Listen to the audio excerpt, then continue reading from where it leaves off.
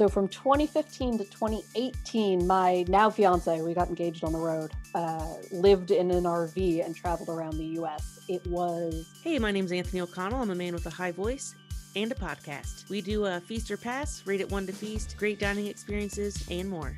Sarah Booz. For 3 years, her and her fiance lived in an RV and traveled across America. How did being on the road that long affect their relationship? They went to 47 states and 2 Canadian provinces. Unexpected RV costs. Sarah would knit while her fiance created art with resin. Needless to say, the cops got called on them a lot. 2 pounds of super spicy crawfish. Fast food in the city it comes from tastes better. What made them stop living in an RV? Sarah's top 3 New York City restaurants. RV road trip tips. Sleeping in a Wal Mart parking lot, and more. Hawaiian pizza. Feast or pass? Feast, I used to think it was the worst idea in the world because my parents were snobs. And then the summer I was 16, I was at summer camp and someone ordered it while we were out. And I was like, oh, this is delicious. Why was I hating on this? That's cool. So would you say that you're not a food snob at all? Not really. There's certain things that I don't like. I'm a snob about weird things. Like I'm a snob about bread. There's certain breads that I'm like, oh, that's gross. I won't eat it. And cheese, I think, are the 2 things I'm kind of snobby about. But for the most part, no, I'll eat most things. Hey, that's fair. I mean, I think bread is an X factor. A lot of people don't think about it, but if you want a really delicious sandwich, you need a really delicious bread. And that's just a fact. Hard agree. So what's your dream sandwich? Do you have a mega sandwich with a fancy bread, a fancy cheese, and maybe some meat in there? I mean, the best sandwich in the world is going to be, it's twofold. So one is the muffaletta at Central Grocery in New Orleans. No one does it like that. I've gotten muffalettas other places. No one can do it. The bread, the olive salad, all of it. It's a perfect sandwich. And then if you are in France or at a good French restaurant, just a really nice baguette with butter and ham and pickles and Dijon mustard. And done. Ooh, yeah. I mean, if the ingredients are amazing, I think you can get away with super simple, just a couple of ingredients. Yes, absolutely. So do you still live in Brooklyn?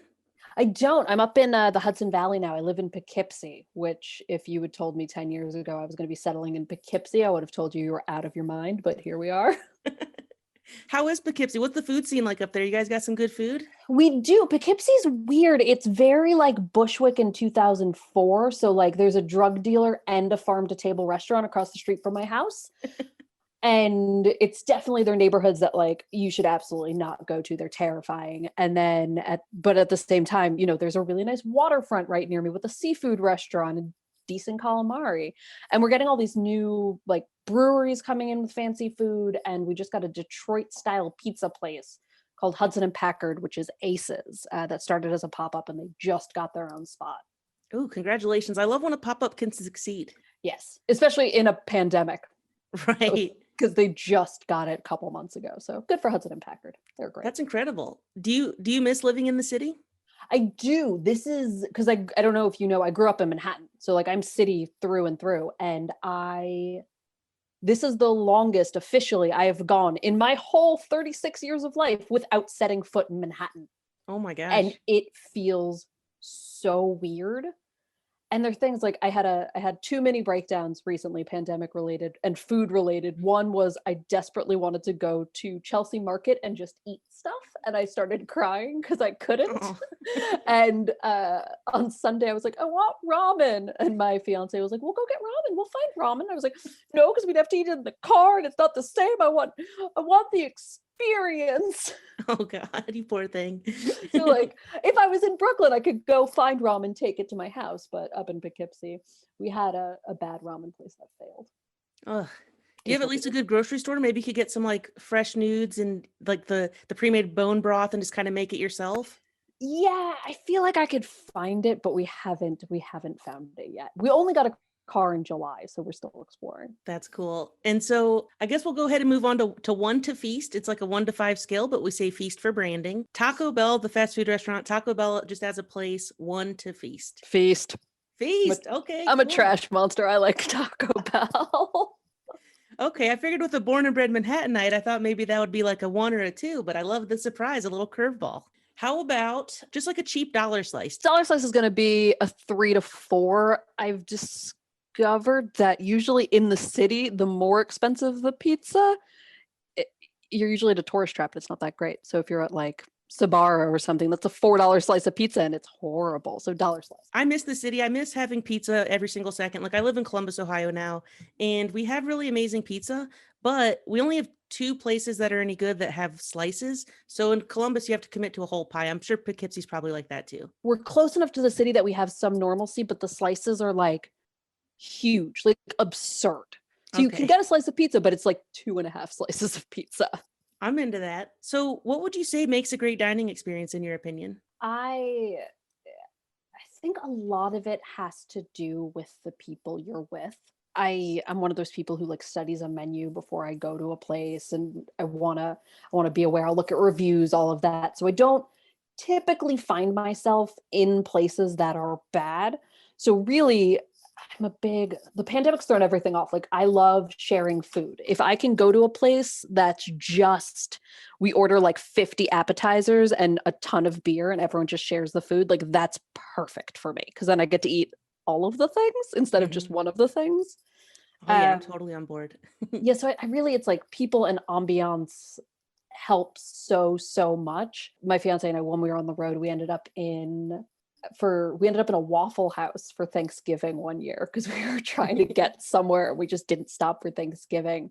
And another year on Thanksgiving, we ended up at a Dave and Buster's because it was open and we weren't cooking and we were just trying to move. And they were two of my favorite Thanksgivings because I was like with my fiance in a hilarious situation and we just like had a really good time. So there's that. But also, if you go someplace that's got just amazing food, that's always going to be aces. But if like the server's shitty or you're with someone who's mean to the staff, like that ruins it. So of course, that's really beautiful. I think any meal with someone that you love or really care about is going to be a win. Like you could just have a baguette in the park and that would rule, or it's a perfect meal. Casual taco truck or anything. That's really awesome. So one of the big reasons I was excited to talk to you is you guys did your Dare to Pee adventure. You went on the road. Could you just fill in my listeners and let us know what that was about and what made you want to start that? Yeah. And so from 2015 to 2018, my now fiance, we got engaged on the road, lived in an RV and traveled around the US. He's an artist. He works in designer toys. So he hand sculpts figures and sells them to art collectors essentially. And we wanted to go to this big convention on the West Coast. And at the time we had a dog and we realized that to fly out there, fly out stock, do all of these, get a hotel, get a pet sitter, like all of this stuff we had to do was going to be really expensive. So somehow we thought it'd be cheaper to buy an RV. I'm not sure where exactly the logic started, but it started as sort of an art tour that we were going to go and we were going to stop various art stores and galleries and stuff along the way, sort of make it this big tour and end up at this convention. And we were going to be gone for 6 months. We told all of our employers back in Brooklyn, like, we'll be gone for 6 months. We'll be back. Don't worry, save our spot. And then we kept doing it for 3 years and going around and seeing more places and exploring more things. And it was funny because it started as a joke. Before we were even properly dating, we were like, we're going to get an RV. We're going to leave. And everyone was like, sure you are. And then we bought an RV and everyone was like, whoa, what? We were like, we said we were going to do it. We were like, we didn't think you were serious. No, we were serious. So we bought the RV and we took off and we traveled and explored the US and 2 Canadian provinces for 3 years, almost exactly. Hey, just wanted to say thank you so much for listening so far. If you're liking it, please subscribe, tell a friend. If you're loving it, please give us a 5-star review. Oh my gosh, that's incredible. I find it shocking because I didn't know that you were a native New Yorker. So I find it shocking that you wanted to leave. I feel like in my experience, most native New Yorkers I've been are like, why would I leave? Like I live in the best place in the world. Like people come to me. Why am I leaving? That's totally 100% true. My mother, who was born and raised in Chicago, but has lived in New York since the early 70s, was like, why would you go anywhere? And my fiance is from California. So we were very much the same way. We were like, oh, so he's from the West Coast. I'm from the East Coast. And neither of us had really seen the middle of the country. So we were like, okay, that'll be part of it as well. And the weirdest part about it is backtrack. We also realized we were getting priced out of Brooklyn. So we were part of the other goal for the trip was to find someplace new to settle, not expecting to like anything that was off the coasts. And then, my favorite state is now South Dakota. Really? Never saw that coming. I love South Dakota. South Dakota is a giant tourist trap made of magic and magic. I love South Dakota. So what do you love about it? Is it like the national parks or just the Yeah. wide openness or The national parks are amazing. Like Badlands is amazing. It looks like you've gone to space and you're just on Mars. Wal Drug is a bizarre place. Like you just drive down this road from Sioux Falls basically to Deadwood, and you go to Mount Rushmore, which is mind-blowing because you don't think it's real until you're there. And you go to the Badlands, and just outside of the Badlands is a sign, like a ton of signs being like, feed prairie dogs. And you're like, what? And you take a turn, and then there's just this field filled with obese prairie dogs and peanuts for sale. And then you feed them peanuts by hand, and they're just rotund little, I love them so much. That's so adorable. Yeah, it's just so tourist trappy and ridiculous, and the whole thing is silly. And then you end up in Deadwood, and Deadwood is this weird like mini Vegas, but with cowboy reenactments. It's surreal. I love it. Oh my gosh, that's so intense. And I feel like it really speaks volumes to you and your now fiance's relationship, because being on the road with someone that long is very challenging, to say the least. Yeah, everyone, when we got engaged, they were like, oh, well, we know you'll survive because you lived in a 24-foot RV by yourselves for 3 years. And we were like, yeah, we'll be fine. Yeah, I mean, because when I graduated college, I took a road trip from New York City, and we went to like Boston, Philadelphia, like just all over the East Coast. And then we actually ended up driving all the way out to Denver, Colorado. And by day 4, we just kind of like, it was just me and my friend, but we kind of like hated each other. Like I remember we were driving through Kansas, and I had turned on the radio, but I fell asleep, and my buddy yelled at me and started freaking out. And he's like, Anthony, turn off the radio. This is ridiculous. And I'm like half awake. Like, I'm like, dude, what are you talking about? Like, just turn off the radio. And like, we were just like at each other's throats, but maybe it's different if it's a romantic thing. I guess maybe that gives it a bonus thing. Yeah. You know, because you can have sex when you're mad at each other. Exactly. Funny, we've never been to Kansas. Never been. Nope. We've been to 47 of the lower 48. Just kept driving past Kansas. Like, there's nothing there. It's just flat. I know the Boozes come from Kansas, so I feel like a monster. Like all of my grandfather was from Kansas. Should have gone, didn't go. What were some of the unexpected trials and tribulations, and then also some of the unexpected super fun things that happened being on the road that long? We bought our RV off of Craigslist, and we got it looked over by someone, and they said it was in great shape, like a good thing to buy, go for it. And then after about 4 months in it, we discovered there was like extensive water damage to the front of it, because the kind of RV we had is the one with the like little cab over the truck front. And so yeah, we found that out, and that was suddenly like a $4,000 fix that we were just unprepared for and had to borrow money from my mom to take care of it. So that was super stressful. And there were a couple of moments like that, like our toilet started leaking one time. We had to like weird repairs in an RV and mechanicals. You're living in a car made out of like matchsticks and drains. So all sorts of mechanical stuff. But in terms of surprises, so because of my fiance's work, he works with resin, and it's toxic. And so he has to wear like a respirator. And we would go, because we were moving every day. We slept in Wal Marts most nights. We would go to parks to work during the day, and I would sit and knit, and he would cast resin with this respirator on, and he's a large bearded white man. And so cops got called on us multiple times because we were suspicious, or they thought we were from Breaking Bad. Riff-raff. we got the cops called on us multiple times, which was super bizarre. And then fun things, we weren't in the RV, we rented a little car because we needed to get across the country quickly, and RVs are not designed to move quickly. So we left the RV at my cousin's house, rented a little car, and on a whim went to the Grand Canyon. That was a good day. That's amazing. How like organized were you? Like, were you guys like, I want to go to this restaurant in this random city, or were you just kind of like winging it? We absolutely winged it. The couple of things we knew we had to do, like there were certain things we had to do in New Orleans, like get the muffaletta and eat everything. If you go to New Orleans, just eat everything. Don't stop. You're going to feel sick. Just don't stop. You're going to be fine. The only thing that I remember us really having to do is the David Chang's show, Crazy Delicious. What is it? What's it called? I think it's called Crazy Delicious. Right? Something like that. It had just come out, and they had an episode about Viet Cajun cuisine. We happened to be in Texas at the time. So we went to Houston and found a Viet Cajun place that did these like Viet Cajun crawfish.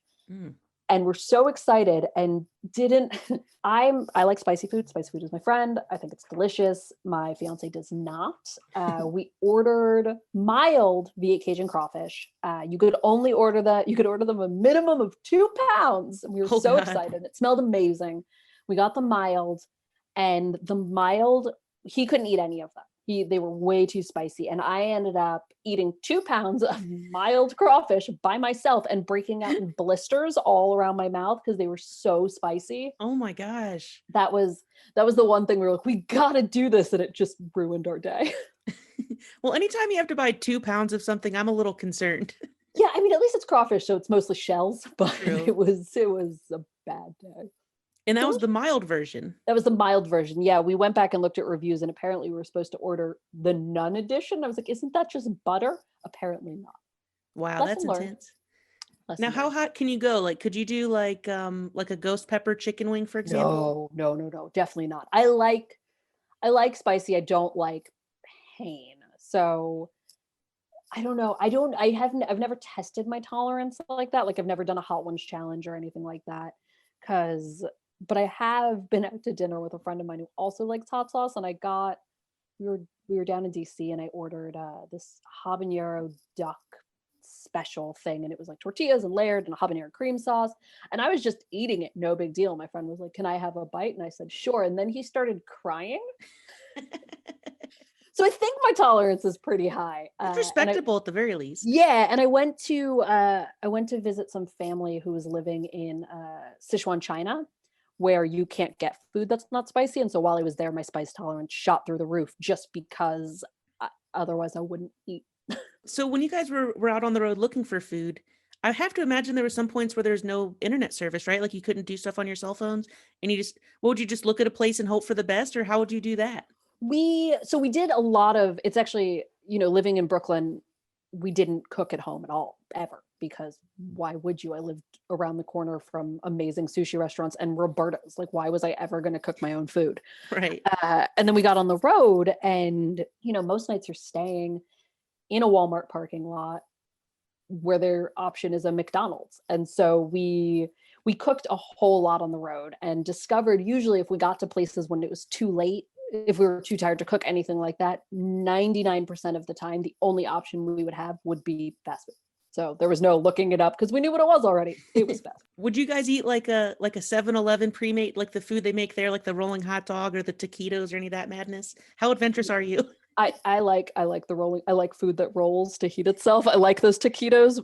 I get made fun of for it. I don't care. I like a lot of trash food. Like for someone who, a lot of people think is like a foodie, and like I really like food. I like cooking food, and I like a lot of trash food, including 7-Eleven rolly taquito things.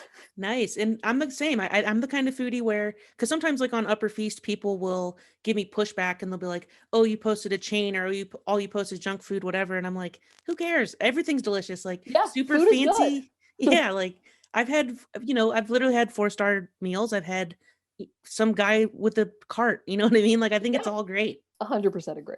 So when you're going for something super munchy, super fun, what would you say your biggest trash food is? What do you love? Oh man, Popeyes. I love Popeyes. I think Popeyes is great. And a weird thing we discovered on the road while we were traveling is fast food in the place it comes from is better. Really? Yeah. So like Popeyes in Louisiana is actually like really, really good. Really? Yeah. Are they still rude, I hope?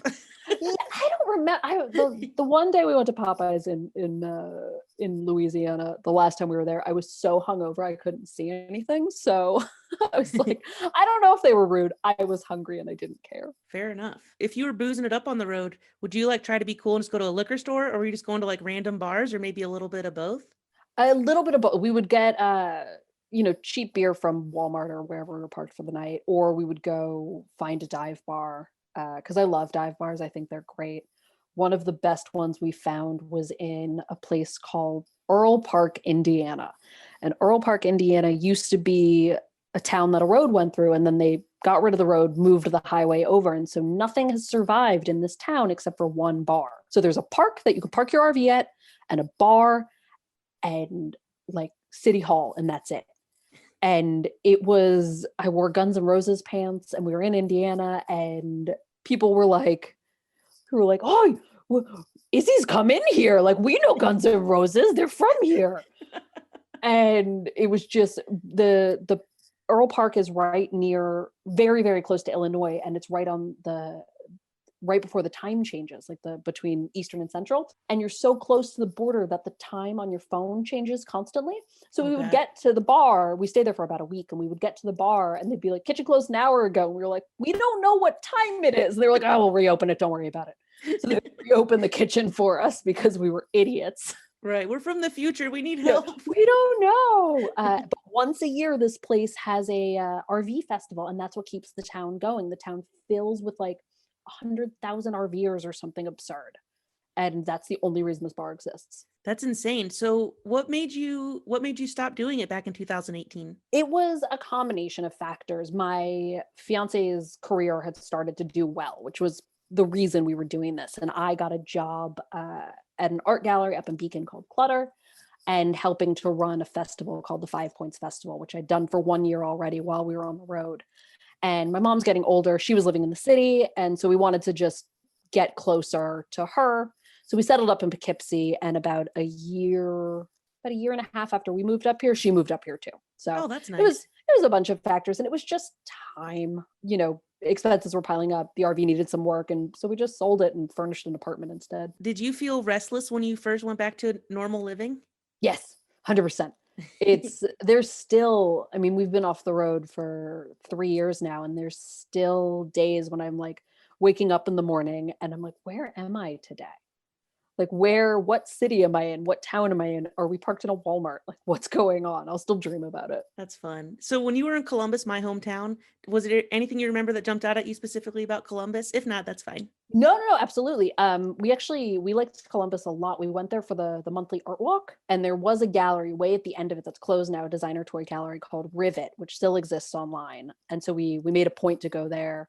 And that was a really fun day. We went to a dog bakery. Just, Ohio is beautiful. Like, it's a beautiful state. And it's a weird thing I noticed when you go from Pennsylvania into Ohio, the sky changes. It's like, suddenly you're in the Midwest. Like, it's a different planet. It's really weird. I don't remember. I think we just cooked at home when we were there. I don't remember any food, but I do remember the galleries. And I ended up selling some hats at a shop out there that doesn't exist anymore. But are you still selling hats and still knitting and all that fun stuff? I am. I still have, I started a new venture where I do really weird embroidery that you can see, but listeners won't see.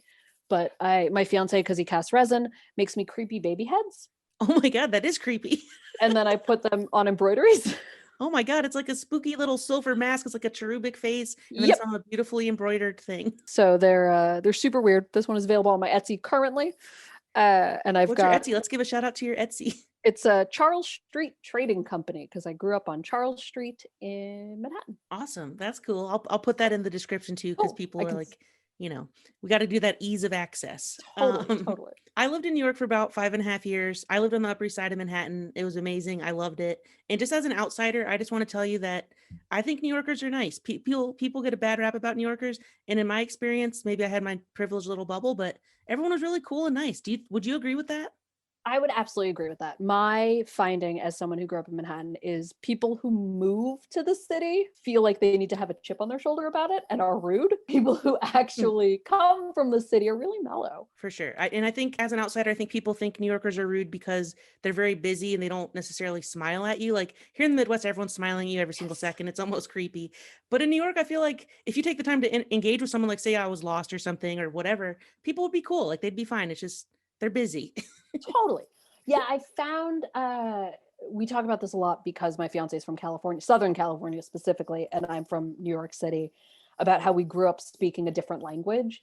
Like Californians talk in such a roundabout way when there's an issue. There's no like, you have to like sort of shimmy up to it and go around the back. And New Yorkers are like, do we have a problem? Right. I would like to squash this problem. I would like it to be over now. I don't have time to deal with this. I will not be mellow about it. Right.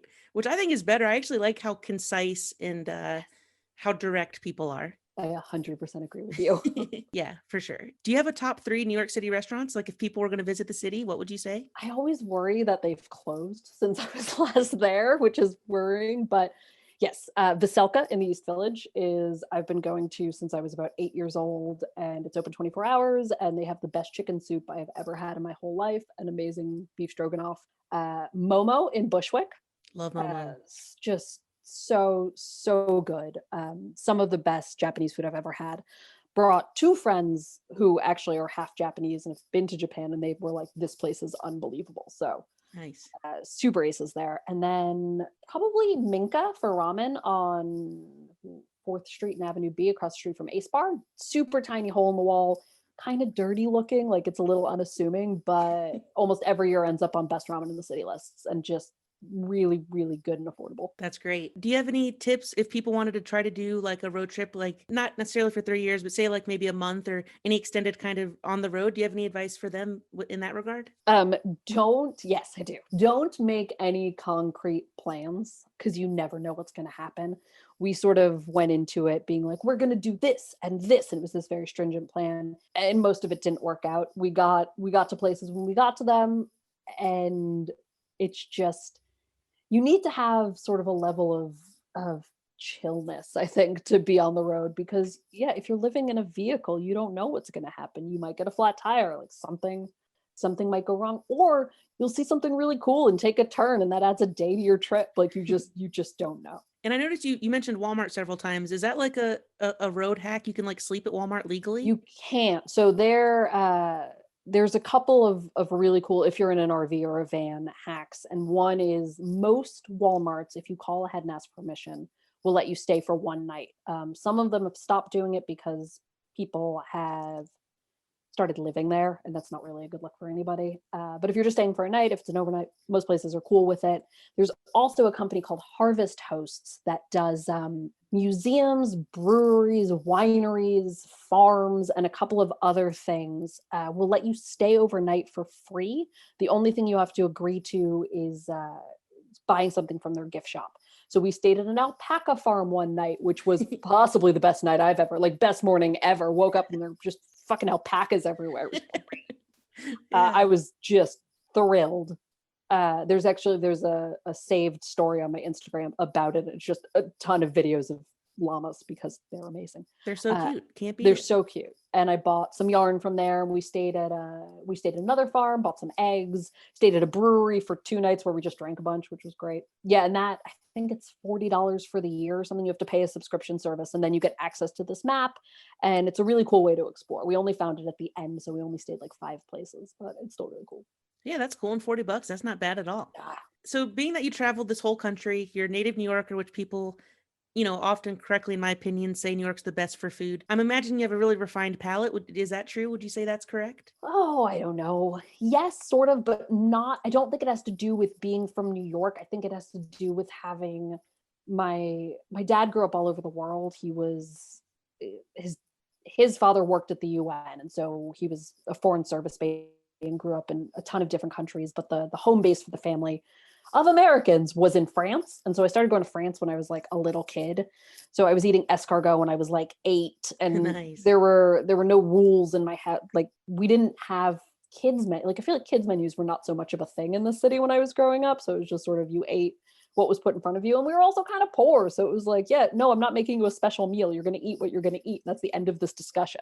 So I don't know if it's fully from being from the city, because I know kids who grew up in the city who are like, I eat pizza and that is the end of it. Yeah, that's true. That's fair. And I guess, yeah, because New York has literally every type of everything. Like when people say like they act like New York is like this amazing liberal paradise, and I'm like, I met tons of idiots here too. Yeah, there's a ton of idiots. Absolutely. Escargot, I think that's kind of an unpopular food choice. I like it just because the sauce. I think that sauce could make literally anything good. Yeah, it's a vehicle for garlic. I mean, garlic and butter. That's it. It's a chewy garlic and I'm butter on board with that. Mm-hmm. Now, do you have any unpopular food opinions? I do, especially as a New Yorker. Black and white cookies are trash. You want a cake? Get a cake. Fuck a black and white cookie. They're disgusting. Oh, no. No. Just bad food. Oh, dagger to my heart. I love a black and white cookie. I know. People do. I've never liked them. I don't understand it. How do you feel about a big thick cookie like a Levain cookie? Are you into that? I like Levain. You have no problem there. But yeah, black and white cookie, just frosting on a cookie. No. Come on, you get one bite of chocolate, one bite of vanilla, then you get the double bite. No, I don't like them. I don't like the texture. They're like Jaffa cake. Blech. No, I don't like them. Fair enough. I guess we'll end on kind of a sour note if you have an example of a worst dining experience, because we've been positive this whole time. Let's throw in something fun. Do you have an example of a worst dining experience? Possibly the grossest story I can think of is coming to mind. And I apologize for this because it wasn't actually my dining experience. It was what was happening next to me. Oh boy. I was a teenager, and as I used to smoke a lot of cigarettes, and I was a teenager hanging out at the Waverly Diner on 6th Avenue where you could smoke inside. And it was late because, I don't know, I was a teenager and I was out being dumb. My friend Mia and I went, and across from us, Waverly Diner is solid, like can't go wrong. It's a solid diner, and it probably no longer smells like cigarettes, though. I wouldn't bet on it. And across from us was a guy who was just so drunk, and his girlfriend, who was clearly trying to take care of him, and he vomited into his plate of eggs, like just a little bit, and then just ate the vomit eggs.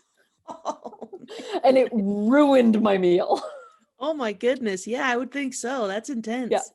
So in terms of like going to a place that was really bad, nothing comes to mind, but that guy and his vomit eggs will always stick out in my mind. Yeah, that's the worst answer I've heard in doing my podcast so far. You're welcome. Yeah, thank you. Yeah, I think the reason is because I invite cool people. Like, I think I need to get a Karen on here. I bet a Karen would have so many great worst dining experiences ever. I asked you everything I would like to, but if there's anything I didn't and you're like chomping at the bit to say it, now's your time to shine. The only food related thing I can think of is that anchovies are great and more people should be into them.